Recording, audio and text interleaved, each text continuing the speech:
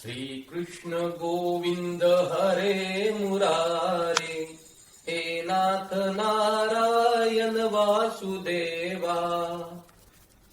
सुदामा आणि श्रीकृष्ण यांची सुदामेचे पोहे ही गोष्ट सर्वांनी ऐकली आहे. आणि हीच गोष्ट ऐकल्यानंतर सुदामा किती महान होता हेही आपण सर्वजण म्हणतो. मुळात सुदामा आणि श्रीकृष्णाची मैत्री ही अतूट आहे, विश्वात सर्वात श्रेष्ठ मैत्री आहे. परंतु फक्त पोहे आणले आणि श्रीकृष्णाने त्याला राजा बनवलं, या पलीकडेही सुदामाच्या खूप छान गोष्टी आहेत, त्या आपल्याला माहित नाही. यातलीच एक गोष्ट ही सुद्धा आहे, ऐकलं तर आपल्या निश्चितपणे डोळ्यामध्ये अश्रू येतील. आणि सुदामा किती महान होता, मित्र कसा असावा आणि मित्र सुदाम्यासारखा का असावा हे सुद्धा समजेल. कारण ज्या दिवशी सुदामा श्रीकृष्णाच्या भेटीसाठी आला, त्याच दिवशी श्रीकृष्ण सुदामेची सेवा करत होते. रात्रीची वेळ, त्या शयन कक्षामध्ये सुदामा बसला आणि श्रीकृष्णाने गरम पाण्याने त्याचे पाय धुतले, आपलं उत्तरीय घेऊन त्याचे पाय पुसून काढले. हे सर्व राण्या बघत होत्या, राज्यातीलही सर्व लोक बघत होते. अरे किती प्रेम आहे श्रीकृष्णाचं सुदामावरती. हळूहळू श्रीकृष्ण त्याचे पाय दाबू लागले. पाय दाबताना सुदामाला कधी झोप लागली कळलंच नाही. सुदामा झोपलाय, श्रीकृष्ण त्याचे पाय दाबण्यामध्ये तल्लीन झालेले आहेत, त्याची सेवा करण्यामध्ये तल्लीन झालेले आहेत. त्याला स्वतःचंही भान नाही, मध्यरात्र होऊन गेली याचंही भान नाही. राणी रुक्मिणी श्रीकृष्णाकडे आली, बघितलं मध्यरात्र झाली आहे. श्रीकृष्ण सुदामाचे पाय दाबतात, सुदामा झोपलेला आहे. तिने हळूच श्रीकृष्णाला उठवलं आणि शयन कक्षाकडे घेऊन गेली. नंतर राणीने न राहून रुक्मिणीने श्रीकृष्णाला विचारलं, कृष्णा, सुदामाचं प्रेम तुमच्यावरती आहे, तुमचं सुदामावरती प्रेम आहे हे तर आपण समजू शकतो, पण एवढं प्रेम का की तुम्हाला दुपारीही जेव्हा सुदामा आला हे समजलं तर पायामध्ये पादुका घालण्याचं सुद्धा भान राहिलं नाही. त्या नगरामधून तुम्ही पळत सुटले, स्वतःचं भान विसरून गेले. आताही तुम्हाला झोप ती डोळ्याला नाहीच, आताही भान विसरून तुम्ही त्याची सेवा करताय. हे ऐकताना बाजूला असलेले सत्यभामाने सुद्धा एक प्रसंगाची आठवण करून दिली. कृष्णा, तुमच्या काही मित्रांकडून मी ऐकलंय एक प्रसंग, ज्यावेळी तुम्ही गुरुग्रही होता, गुरुमातेनी तुम्हाला खाण्यासाठी काहीतरी प्रसाद दिला होता. तुम्ही रात्री अडकून पडले एका पावसामध्ये आणि तो प्रसाद एका सुदाम्यानेच खाऊन टाकला, तो तुम्हाला दिला सुद्धा नाही. कधीतरी वेळ प्रसंगी मित्रांनी वाटून खावं हे भान सुद्धा सुदामाला नव्हतं, त्या सुदामाची तुम्ही एवढी सेवा करताय. श्रीकृष्णाने ते ऐकलं, थोडेसे शांत बसले आणि अचानक श्रीकृष्णाच्या डोळ्यामध्ये अश्रू आले. रुक्मिणीने विचारलं, स्वामी, हे डोळ्यामध्ये अश्रू का?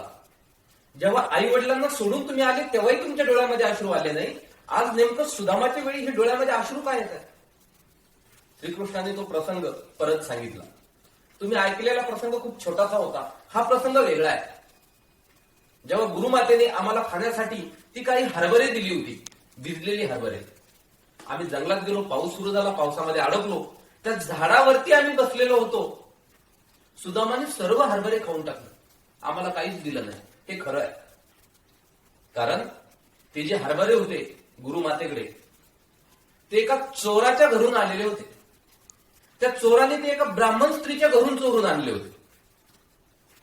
काय प्रसंग आहे बघा, कशी विचित्र विडंबना आहे. दिले गुरुमातेनी होते चोराच्या घरून आलेले, चोराने ते एका ब्राह्मण स्त्रीच्या घरून चोरून आणले होते. आणि चोरून आणता आणि ती ब्राह्मण स्त्री जागी झाली, तिच्या घरामध्ये तेवढेच हरभरे शिल्लक होते.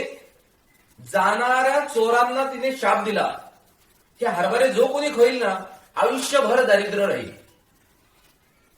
आता ते कोणत्या ब्राह्मण स्त्रीच्या घरून चोरले होते हे सुद्धा मला माहिती होतं, कुणी चोरले हे सुद्धा मला माहिती होतं, त्या ब्राह्मण स्त्रीने काय शाप दिला हेही सुद्धा मला माहिती होतं.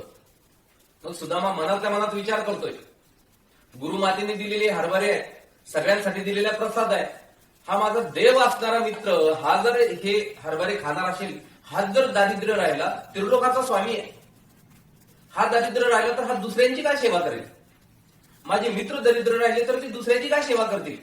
कोणी राजाचा मुलगा आहे, कोणी सेनापती आहे, यांनी दरिद्र राहायला नको.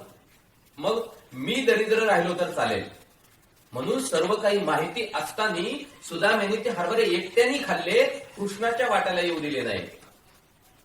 हे इतरांना माहित नव्हतं. ज्यावेळी माहिती नसताना असा शाप स्वतःवरती ओढून घेणं ही वेगळी गोष्ट. पण सर्व काही माहिती की मी आयुष्यभर दरिद्र राहील, कधीही श्रीमंत होणार नाही, तरीही ते शापाचे हरभरे एकटा खाणारा हा जगातला एकमेव मित्र आहे आणि तो आहे सुदामा. कदाचित आज हे जे वैभव माझ्याकडे आहे, मी द्वारकाधीश आहे, त्रिलोकाचा स्वामी आहे, हा माझ्या कर्मामुळे नाहीये, माझ्या मोठेपणामुळे नाहीये, तर हे कशामुळे आहे, तर फक्त आणि फक्त त्या सुदामाने खाल्लेल्या हरभऱ्यांमुळे, सुदामाच्या त्यागामुळे. म्हणून सुदामासारखा मित्र मिळणे जगात शक्य नाहीये. हा सुदामा आहे. हे एक सुदामा करू शकतो, हे एक ब्राह्मण करू शकतो. काही ब्राह्मण कदाचित स्वार्थापोटी वेगळं वागत असतील, परंतु हा पराकोटीचा त्याग सुद्धा सुदामासारख्या ब्राह्मणांमध्ये आहे. आज हल्ली असे हजारो मित्र आहेत रुक्मिणी, जे एका ताटात खातील, एका ताटात जेवतील, रोज सोबत राहतील आणि त्याच मित्राचा विश्वासघात करतील. परंतु माझा मित्र हा द्वारकाधीश बनावा आणि मी दरिद्र राहावं, चांगलं ते मित्राला आणि शाप तो माझ्या वाट्याला, हे ओढून घेणारा सुदामा हा जगातला एकमेव मित्र आहे. हे ऐकल्यानंतर रुक्मिणीच्या आणि सत्यभामेच्या सुद्धा डोळ्यामध्ये अश्रू आले. त्यांना सुदामाचं खरं महत्व समजलं.